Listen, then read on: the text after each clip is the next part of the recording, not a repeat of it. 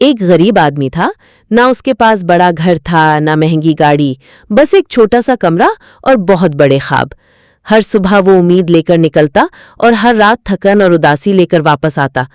لوگ کہتے تھے یہ کچھ نہیں کر سکتا، اس کی قسمت ہی خراب ہے، مگر کسی نے اس کے دل کے اندر نہیں دیکھا، جہاں ایک جنگ چل رہی تھی، ہار ماننے اور لڑتے رہنے کے درمیان۔ وقت گزرتا گیا، مشکلیں بڑھتی گئیں۔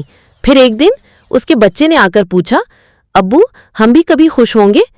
یہ سوال اس کے دل کو چیر گیا۔ اسی لمحے اس نے فیصلہ کیا، اب صرف صبر نہیں، عمل بھی ہوگا۔ وہ پہلے سے زیادہ جلدی اٹھنے لگا، دن میں مزدوری کرتا اور رات کو کوئی بھی چھوٹا کام ملتا کر لیتا۔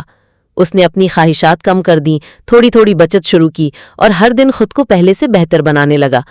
پھر آگے کی کہانی سننی ہے؟ اب بھی ہنستے تھے، مگر وہ خاموشی سے اپنی دنیا بنا رہا تھا۔ مہینے سالوں میں بدل گئے، اس کا پسینہ رنگ لانے لگا، اور ایک دن وہی آدمی جسے لوگ کچھ نہیں سمجھتے تھے، اپنا چھوٹا سا کاروبار کھڑا کر چکا تھا۔